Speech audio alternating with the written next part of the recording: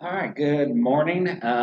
This is Monday, May 18th. This is supposed to be the first day of class actually starting, but we're in a different world right now. So you're going to have to bear with us, be patient with us. This is all new for us. So I'm going to be posting each week and every day lectures that you're going to be able to watch on video.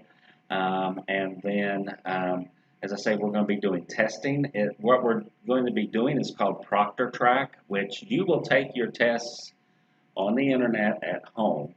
But this is a special program that is set up to watch you. So you have to have a camera, either on a laptop or a computer. If you don't have a camera, contact us, contact the school, ask for the Office of Arts and Sciences at the Bluefield State. And there's actually monies available to get you a camera if you don't have one. But you have to have a camera, and there's some other rules that you have to do while you take the test. But you'll take the test online, and you're given a certain amount of time, an hour and a half or whatever it is that we decide on it. And you can take the test at home. You don't have to come on campus, which is a good thing, I guess. It's just getting this testing set up. So we're going to be looking at that as we go through this week here on campus. We just don't know. It's a new program, so I'll be posting. And this material does matter. Now, that's a little joke. Actually, these first few slides was made by a friend of mine who was the head of biology at Bluefield College. But this material is important as we go through it. What does matter? It's anything that has weight and takes up space. That's matter. It's made of one or more chemical building blocks called elements. And elements are made up of atoms. Atom is the smallest unit or part of an element with all the characteristics of that element. So, on the test, there's probably going to be a couple of different questions. Question 1, what is the smallest unit of life? And remember from the last time, that is the cell. Now, what is the smallest unit of matter? That is the atom. Atoms have protons and neutrons in the nucleus. That went by fast. And electrons that go around the nucleus. Protons are positive, neutrons are neutral, electrons have a negative charge. Atoms with a neutral charge has equals protons and electrons. So if you have an equal number of protons, which is positive, and electrons, which is negative, that is a neutral atom. And that's the way most atoms are and like to be, unless they need to gain an electron or get rid of an electron. We'll see that in a minute. Notice for the test, what's an atomic number? The atomic number is the number of proteins within the nucleus. So as we look at the periodic chart, we're going to see that, yes, it is arranged. The atomic number is due to the number of protons inside of the nucleus. So what are characteristics of atoms? Atoms are the building blocks of all substances. They made up of electrons, protons, and neutrons. We said electrons have that negative charge. Note that on the test, electrons are negative. Neutrons are neutral. Protons are positive. Charge is an electrical property. It attracts or repels other subatomic particles. The nucleus, as we said, contains those protons and neutrons. So the positive charge and the neutral charge. This is where this still has scientists just completely baffled. There is a law, Coulomb's law, that says that like charges repel against each other. But you got all these protons packed together in the nucleus here in the middle of the atom. What is it that holds them together? In chemistry, it's called the strong binding force, and it is a very strong force because this is the energy that's released that when we make atomic explosions. So there's a lot of energy here that's holding these positive charges together. They're just not sure yet where it comes from. Neutrons have no charge. I remember the old joke, a neutron walks in the bar and says, hey, bartender, how much for a beer? And he says, for you, no charge. So neutrons, no charge. They are neutral. Now, here is just a little model. Here is our protons, our neutrons, and our electrons which circle the nucleus. What's fascinating about electrons is they travel almost the speed of light, and they never collide with each other. As we say, we've never seen these. We don't have microscopes that can go down this far. This is still a theory, but it seems that this fits everything as we see it in nature. So an element is any substance that contains just one type of atom, the same atomic number. So that is an element. So we have elemental carbon, elemental sulfur, phosphorus, and so it's just that atom coming together to form the element. There are 92 natural elements in nature that occur naturally. So we have the periodic table of elements. They're arranged based on their atomic number and their chemical properties. And it was created by a man, Dmitry Mendeleev. I love Dmitry Mendeleev. He was a Russian. He was a hermit. He got his hair cut once a year, whether it needed it or not. So here is Dmitry, great-looking guy. I love Dmitry. But he was a genius as he arranged these. So they're in atomic numbers here. See hydrogen 1, helium over here 2. Why are they so far apart? Because they act so differently. So each of these columns here is arranged by how they react with other elements around them. So here's just an example. This is carbon. We see the atomic number is 6. That means it has 6 protons in the nucleus. And it's arranged here right next to boron and nitrogen. And it has the mass number there too, which we'll get to that here in a little bit. But all this information is on the periodic table of elements. All atoms of an element have the same number of protons. So every single one, what is it that makes carbon carbon? It has 6 protons in the nucleus. But they can differ in the number of other subatomic particles. Isotopes differ in the number of neutrons. As we said, there's normally equal number of protons and neutrons, but that can change. You can have more protons and neutrons. The mass number is the total number of neutrons and protons in the nucleus of an isotope. So that's the mass number. So know that for the test. The atomic number is the number of protons. The mass number is the number of protons plus neutrons. And that shows us isotopes if it's not even. All right, so carbon-12 is the most common carbon isotope. It contains 6 protons, 6 neutrons, so they are equal. Carbon-14, this is a radioactive isotope. It occurs naturally, it's unstable, the nucleus can break up spontaneously, and it emits radiation, so it has radioactive decay. The decay occurs at a predictable rate, and it's the basis of carbon dating. So we use carbon-14 in carbon dating. We're not going to worry about tracers. I'm not going to ask this on the test, but they are used in medicine where we can trace things as it goes through the body, use it in research. So what are the characteristics of an atom? There's isotope, the same element with different numbers of neutrons. The mass number, again, protons and neutrons in the nucleus is the mass number. So why should we care about electrons? The number of electrons and their position around the nucleus determine how the atom is going to react with others. Henry Becquerel discovered radioisotopes of uranium in the late 1800s, radioactive decay. These isotopes emit subatomic particles of energy when their nucleus breaks down, transforming one element into another at a constant rate. So as these things break down, they can actually emit protons, and so that changes the very nature of the element. So here's carbon-14 with 6 protons and 8 neutrons, and over here is a nucleus of nitrogen-14 with 7 protons and 7 neutrons. And so they by radioactive decay, they will change over time. Again, we're not going to worry about tracers on the test. Just know that they are so useful as we do research, as we track things that go on inside of the body. All right, why electrons matter? They have mass, but they have no size. They move fast, but they never collide.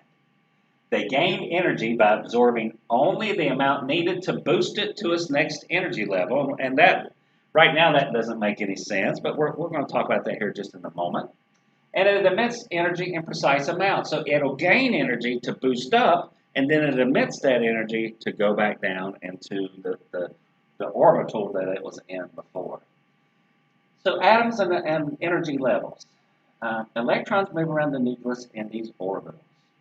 Each orbital can hold 2 electrons. So electrons usually are found in pairs. Each orbital corresponds to an energy level, and an electron can move in only if there is a vacancy. So here's our little example here of an apartment building. Down here on the lowest level, which can hold 2 electrons, there's 2 people there, there's 2 beds, that's all it can hold. But upstairs, there's only 1 person and 2 beds, so somebody else could move into that apartment. So think about this in atoms with electrons. An atom feels like he is fulfilled if he has his orbital full. If he has an orbital that's not full, this atom's going to think, you know what, I'm just not satisfied. I'm not fulfilled. I need to find some sort of meaning in life. And so they will go out to either lose this electron, which would then make this the outer orbital, so it's full, the atom will be happy. It doesn't like to have a vacancy. And so it's either going to lose this or it's going to gain another one. If it gains one, then that orbital is full and the atom is happy again. So the shell model of electron orbitals diagrams electron vacancies, how we know how an atom is going to react to other atoms based on their electrons. The first shell has 1 orbital, so it can only hold 2 electrons. The second shell, the second level up, so that's a little boost in energy going up, has 4 orbitals, so it can hold 8 electrons. The third shell has 4 orbitals again and can hold 8 electrons, but it still keeps going up from there. Atoms with vacancies in their outer shell tend to give up, acquire, or share electrons. They're just not satisfied if they're not fulfilled. They want that outer orbital completely full, no vacancies.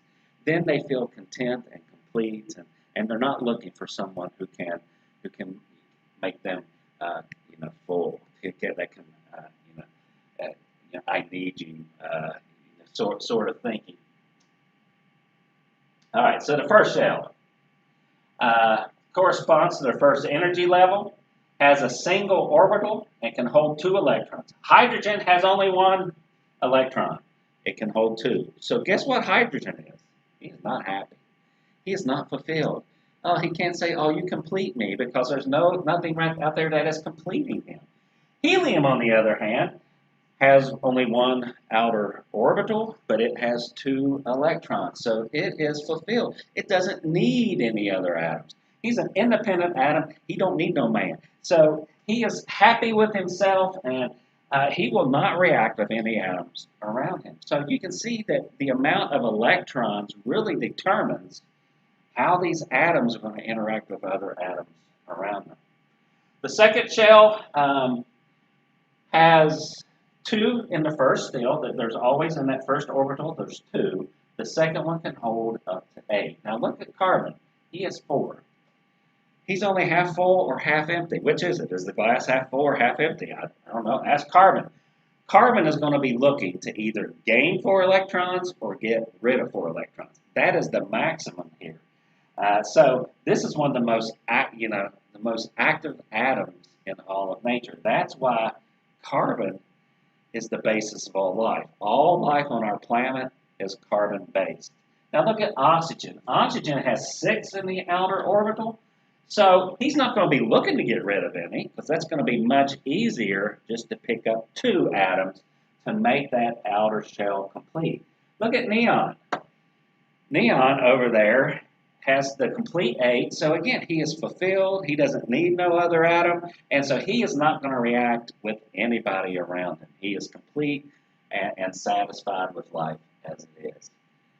And then the third shell, again, it holds 8. And as we go up into the periodic table of elements, we see that, look at sodium here.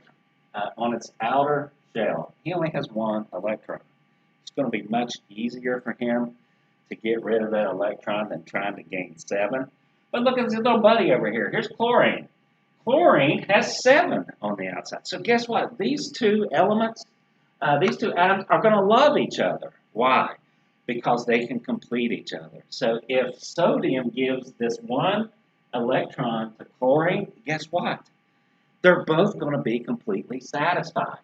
And when they do that, we're going to get to this just in a minute. This is the basis of chemical bonding called ionic bonds. He loses an electron. So remember, electrons are negative. So now he's got 1 more proton than he does electrons. So guess what? He becomes positively charged. He lost a negative charge. Sodium walks into the bar and says, "Hey, bartender, have you seen an electron around here? I think I lost an electron." And the bartender says, "Are you sure?" And he says, "Yeah, I'm positive." Little joke there. So as you lose an electron, he becomes positive. But now that electron comes over to chlorine.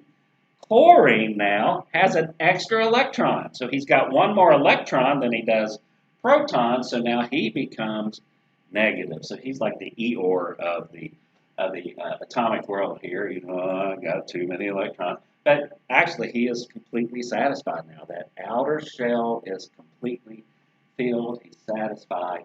Look at argon over there, 8 in the outer shell, completely happy. Fulfilled, doesn't need no other electrons to tell him what to do or how he's going to live. So that is the shell models of atoms and how they react with each other. So molecules, so we're moving up from atoms. Elements have the same number of protons in each part. So, but a molecule is the smallest part of a compound that has properties of that compound. It consists of 1 or more atoms bonded covalently. So that is a molecule.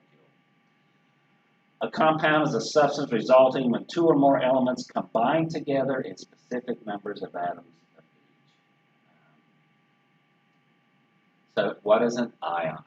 An atom with a positive or negative charge due to the loss or gain of electrons in its outer shell. This will be a test question. Blank is an atom with a positive or negative charge due to the loss or gain of electrons in its outer shell. Examples of that, there's our buddy sodium, here's our buddy chloride. Remember these 2? Let's go back here, there's our buddy sodium. So when he loses that electron, he becomes positive. When he loses that electron, he becomes negative. And y'all know what happens to opposite charges? Remember, like charges repel, opposite charges attract. So when they do this, they're going to be right next to each other to exchange that electron. He becomes positive, he becomes negative, and so what's going to happen is they're going to come together and stick like magnets. That's that electronegativity. It's going to cause them to bond together. So let's get back to this. So electronegativity is the measure of an atom's ability to pull electrons from another atom. Chlorine is great at it. I only need 1 atom. You've got an extra one. Let me pull that atom over to me. So what is a chemical bond? It's an attractive force existing between 2 atoms when their electrons interact. And we're going to see that there's basically 3 types of chemical bondings we're going to talk about. A molecule is 2 or more atoms joined in chemical bonds. So that's just a very simple definition of a molecule, much simpler than what was on the other slide. Compounds consisting of 2 or more elements whose proportions do not vary. So water always has 2 elements, hydrogen and oxygen. It always has two hydrogens and 1 oxygen. Remember, oxygen had 6 electrons in that outer shell, so hydrogen only had one, so hydrogen wants to give one away, oxygen wants to get, so he needs two hydrogens to fulfill the oxygen's outer shell, but that forms water when it does that. A mixture of two or more substances that intermingle but do not bond. Proportions of each can vary. Water is a great substance on this planet that things can mix in. It is a solvent where things can go in solution with that. All right. So why do atoms interact? Due to their electrons. Do they need to gain an electron? Do they need to lose an electron? This is what, this is the basis of atoms being able to relate with each other. All right, so bonds. Whether one atom will bond with another depends on the element and the number and arrangement of its electrons. Remember that there's electronegativity again, same definition, we've already covered that. So what happens when atoms interact? A bond arises from the properties of the atoms that participate in it. There's three bonds, and you're going to need to know these three bonds on the test, be able to recognize the definition of each. Remember, it's going to be multiple choice, but you need to know these bonds. So we have ionic bonds, covalent bonds, and hydrogen bonds. Not barrier bonds. That's something different. All right, atoms with unequal numbers of protons and electrons are ions. They carry a net charge, so they're either positive or negative due to either losing an electron, they become positive, gaining one or more electrons, they become negative. So ionic bonds formed when oppositely charged ions are attracted to each other. All right, so here is the most famous example. We've already seen it once. Here's our buddy sodium. He only has one electron. So it's much easier to get rid of one than to gain 7. So he's going to get rid of that one. To who? Here's chlorine. He has 7 in his outer shell. He's all depressed. He's not complete. You know, if I could only just be complete. Well, sodium will give that electron to chlorine to make him complete. But when he does that, there's a negative charge going over, so now he has one more proton than he does electrons, so he becomes positive. So there he is, positive. But now look, his outer shell is complete. This shell is gone because the one that was there is gone, so there's nothing there now. So he is complete. Chlorine had 7. He receives the 1. There's the one that he got from sodium. And look, now he is complete. I don't need anything else. But because he has an extra electron, he's now negative. So that is the forming of an ionic bond. So since he is positive and he is negative, they will now attract to each other and stick to each other due to that charge. And what is this when sodium and chlorine get together? That's sodium chloride. That's salt. That's table salt. That's what we use to add to our French fries or whatever it is we're eating to make it taste better. Because sodium gave up an electron to chlorine, they now come together and form sodium chloride.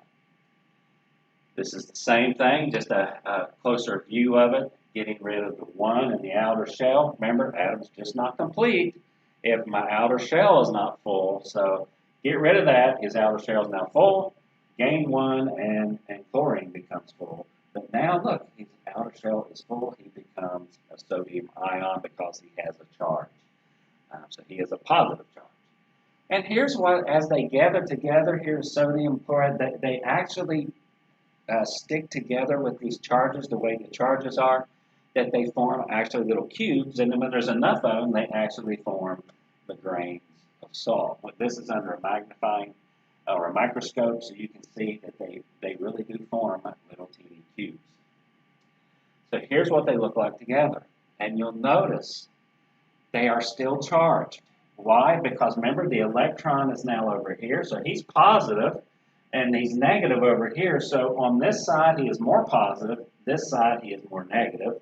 So guess what's going to happen? The next NaCl molecule is going to come, the chlorine is going to come and stick right here, right? Because the negative will stick to the positive. And so then they will start forming this cube as more and more and more of them come together to form the bond. Now, the second type of chemical bond is called covalent bond. Um, this is a strong bond when atoms share electrons. Know that on the test. What is the identifying mark of covalent bonds? They share electrons. Remember, in ionic bonds, here, you take my electron, then I'll be satisfied, but I'm positive. You take my electron, you become negative, but your outer shell's full, so you are satisfied, but you are negative. These guys don't swap electrons. They just come close together and share the electrons so that it kind of fulfills both of them. So that is a covalent bond. It's a strong bond. Two atoms of similar electronegativity, an unpaired electron sharing a pair of electrons. This can be stronger than ionic bonds. Atoms can share 1, 2, or 3 pairs of electrons, so that is single, double, or triple covalent bonding. All right, atoms sharing electrons equally between the atoms, they have identical electronegativity, so that is a nonpolar covalent bond. So they're sharing the atoms completely, the electrons completely, right in the middle of each of them, so that that negative charge doesn't go more toward one than the other. A polar covalent bond is more like what we do. Look at any two kids on the playground. One kid comes in, he's got a brand new truck. And so he's playing with his truck, and another kid comes and says, well, that's a new truck. Can I play with it? And he'll say, well, yeah, sure, but it's got to stay really close to me. I'll let you touch it and move it around a little bit, but it's got to stay right here in front of me. That is a polar covalent bond. One of the atoms wants to keep that electron closer to it, and so it becomes more negative than the other one that's sharing it with. And we'll see an example of that here in a minute. So one of the atoms does have a more negative charge because he's holding that electron just a little bit closer to him, and the other is just slightly a little bit more positive. This is not like ions where it is a complete charge. This is an attraction. It's not enough for them to be ions. All right, so the polarities, the separation of charge into distinct positive and negative regions in a polar covalent bond. So water is a great example of that, and we're really going to see that here just in a little bit when we talk about hydrogen bonds in water. But here is a water molecule, and you'll see that they are sharing these electrons, but what happens is as the electrons come more toward the oxygen, so the oxygen becomes slightly negative. The hydrogen, as that electron is moving this direction, becomes slightly positive. So there's a positive charge here, a positive charge here, and more negative in the middle. So guess what's going to happen? Other water molecules are going to come and stick based on that. So the oxygen will stick here because it's negative, and it'll stick to that positive area, and it'll form this lattice work of these molecules bonding together. Here's elemental oxygen. They are sharing this perfectly. This is that nonpolar bond. So this is a double bond, so very strong. This is how oxygen is in the air. It's O2, and up here we have a hydrogen bonding, and they're sharing those together. But again, you're going to have here more negative in the middle, more positive on the outside. All right. So single covalent bond. All right, so how do we represent this? This is just water. This is different ways to talk about it. The common name is water. The chemical name is dihydrogen monoxide, so you can go freak out your parents or your spouse by saying, hey, did you drink that? Oh, goodness, that was dihydrogen monoxide. What should we do? It's just the name of water. Here's how the chemical formula, H2O, as we draw it out structurally, it can be O with two H's on it. A better representation is this because it is polar, and so it is pulling those hydrogens down. Here's the structural model. You can see the hydrogens are pulling down, and here is the shell model that shows what electrons are being shared. All right, so atoms interact in chemical bonds. This is just a review. When you study for the test, make sure I've given you these PowerPoints as a separate file on your Moodle so you can go through and study and remember as much as I can. The test will be directly from these PowerPoints. So this is just a good PowerPoint slide to study by with these little take-home messages. All right, now hydrogen bonds. Now, we're going to spend a little bit more time on these hydrogen bonds because this is so important for life on Earth. The properties of water is what allows life on Earth to happen. So there is a unique property of liquid water. Arises because of the polarity of those of the covalent bond that forms the water, that then as water sticks together, we're going to call that a hydrogen bond. Extensive hydrogen bonds form among water molecules. So we talk about water molecules having a polarity. They do have a more positive region and a more negative region. Overall, water has no charge. It's not an ion. Remember, it's sharing those electrons. So it's not an ion, but it's not sharing those electrons equally. The oxygen is being a little bit more stingy and pulling the electrons toward it. So the hydrogens now become more positive. The oxygen becomes more negative. So the oxygen is slightly negative. The hydrogens are slightly positive. Hydrogen bonds between water molecules gives water its unique properties. So here's what it looks like. So there's our oxygen. Remember, this has one electron, but it's going to share now with the oxygen. Remember, they come in pairs.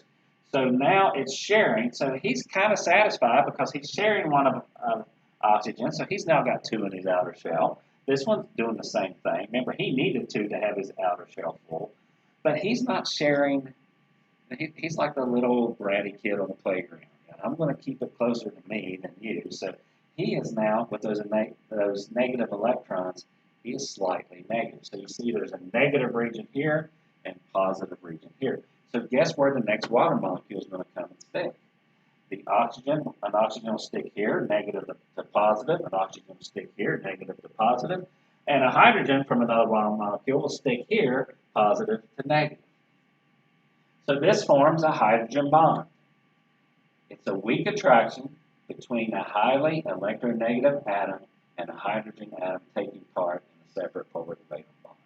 That's a confusing definition of it, but it's just that attraction because they are slightly polar. Hydrogen bonds do not form new molecules. They're still water molecules. They're just kind of sticky. They just stick together just a little bit.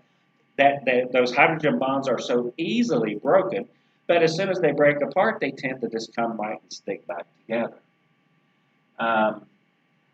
Hydrogen bonds stabilize the structure of large biological molecules. And we're going to see examples of that here just in a moment. So here's the hydrogen bond. So there's the oxygen and hydrogens. See, the oxygen is going to stick to the hydrogen. He's a little bit positive. He's a little bit negative. So that causes a weak attraction. It's not really a full chemical bond. It's just like very weak magnets kind of click together. Y'all seen those screens that they advertise on TV, like the dog hits it and the screen breaks apart and the dog goes outside.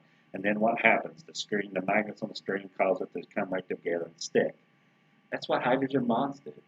They are easily broken apart, and then they come right together and stick. This does not form a new molecule. So we're not going to be talking about a new molecule here of O2H4. No, this is just two water molecules slightly sticking together. That's a hydrogen bond. Here is DNA. The hydrogen bonds in DNA cause this thing to stick together so that it can hold that double helix shape. Now, what happens when your body wants to make a protein? A messenger RNA comes in, and there is a little guy from the nucleus that comes and breaks apart these hydrogen bonds, basically unzips it, so that the RNA can make a copy of one side of this. Then when the RNA leaves, this thing just naturally comes and sticks back together. So these hydrogen bonds have DNA hold its shape, that double helix that's so important. So living organisms are mostly made out of water. All the chemical reactions of life are carried out in water. So this is another important characteristic of water. Water is essential to life because of its unique properties. The properties of water are a result of the extensive hydrogen bonding among water molecules. Overall, water has no charge. Remember, it's not an ionic bond. It is not negative and positive. It just they're sharing not quite equally, and it causes a slight polarity, and so they stick together. And again, the oxygen atom is slightly negative, the hydrogen is slightly positive, and this makes these bonds, and it gives water its unique properties. Again, here's just diagrams of water and the charges that will be around them. But this is why, if you're at the beach and a big wave hits you like this, that it doesn't just hit you like a brick wall and slam you up against the beach.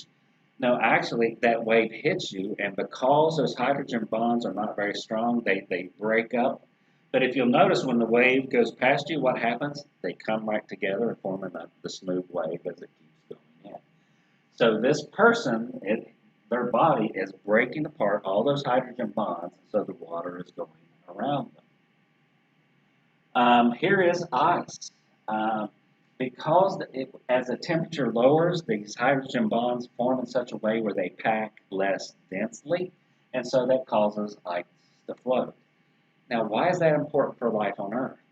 This is critical that life can be on Earth, that ice floats, because what happens, I have a pond up in my neighborhood, and every winter that pond will freeze over.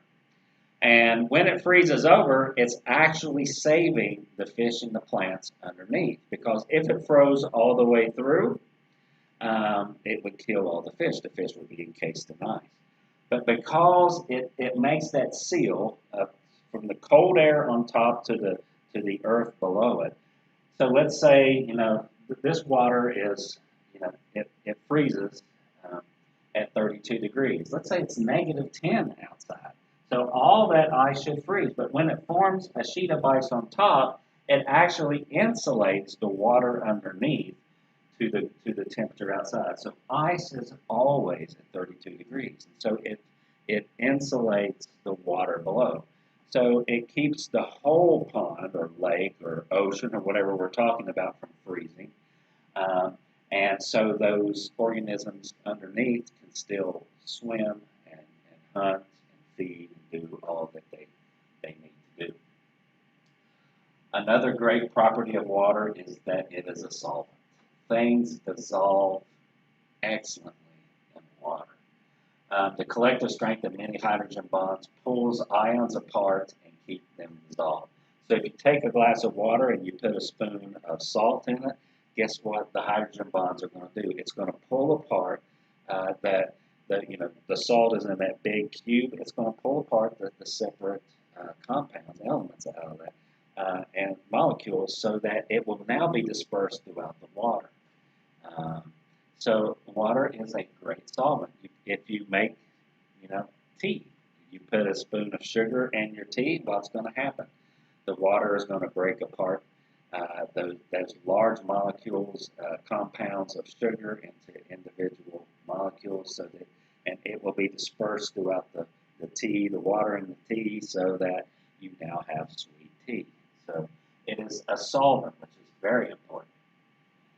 Water absorbs more heat before it becomes measurably hotter.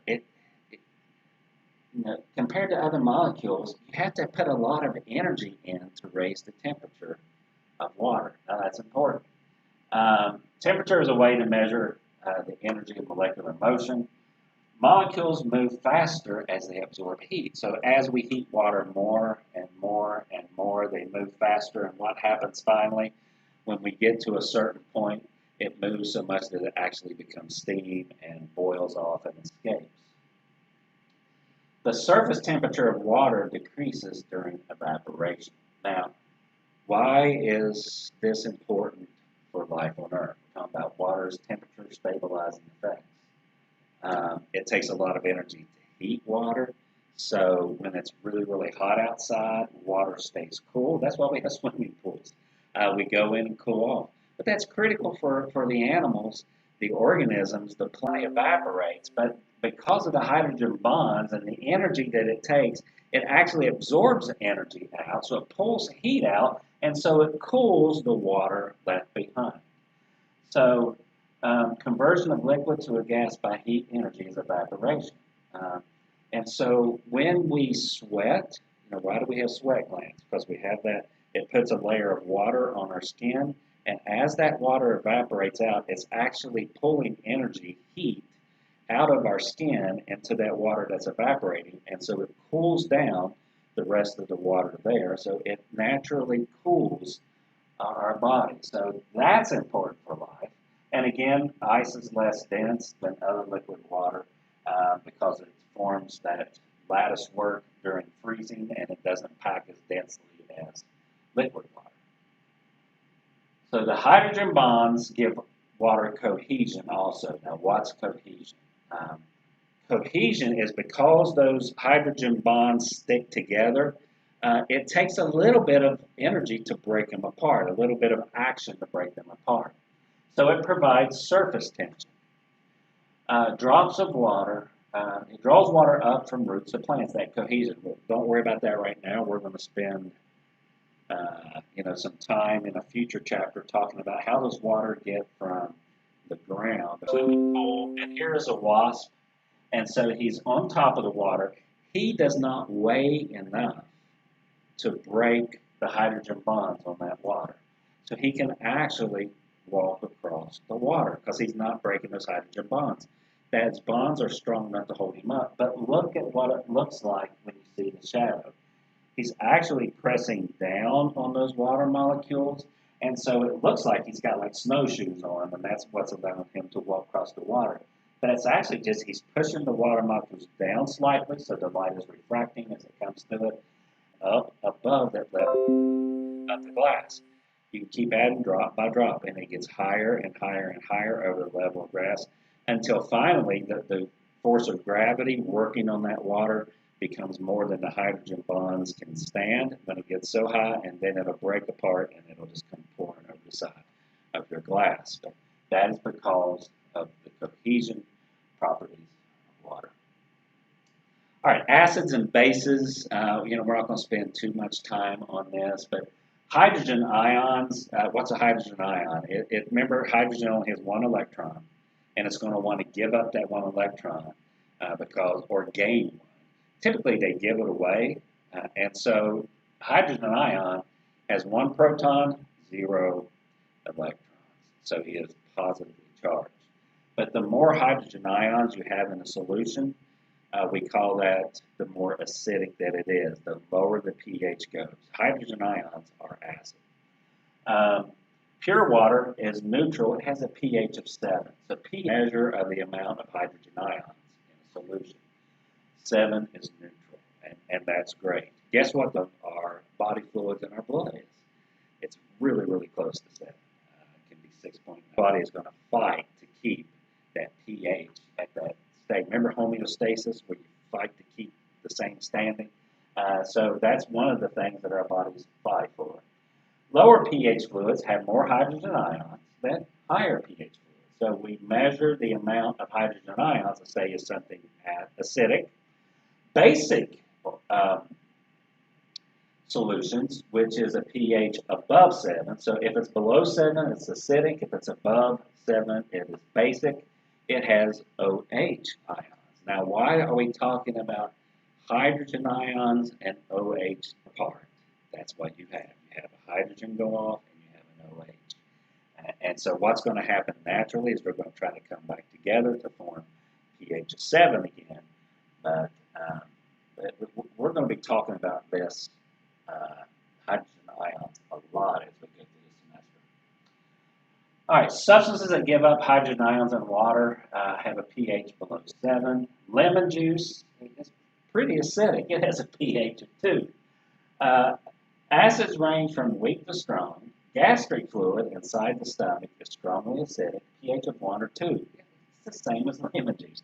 That's hydrochloric acid. That's citric acid. The different acids that your body produces to help you break down foods in your stomach. Bases, on the other hand, accept hydrogen ions to form water. So they are OH. They're looking for a hydrogen ion they can add to themselves so they can form water. So baking soda dissolved in water is an example of a base. I'm not going to ask you about these, but carbonic acid forms when carbon dioxide gas dissolves in blood plasma. We can worry about that. It's a weak acid. You do probably need to know what a buffer is. A buffer is something that we can add to the solution that'll keep the pH right at a certain level. If you have a fish tank at home, typically most tropical fish want the pH around 7. Actually, for a lot of these fish, a pH of 8 is optimal. But you can buy this little powder that you put into your fish tank, and it's called Buffer 7, Buffer 8, whatever you want your pH to be. And when you add that in there, it's going to keep your pH at that level. As fish do their metabolic activities, they will release nitrogen and ammonia and different things in the water, which can really start to mess with the pH. When you add those buffers, it absorbs all those things so that the pH stays the same. All right, we're not going to worry about the bicarbonate buffering system here. All right. All right, burning coals and fossil fuels. What's the big deal about that? We're going to talk about this more later. But when we burn fossil fuels, we release sulfur and nitrogen compounds. It affects the pH of rain. Back when I was in high school, we talked about acid rain a lot because it would rain and the rain would have a low pH.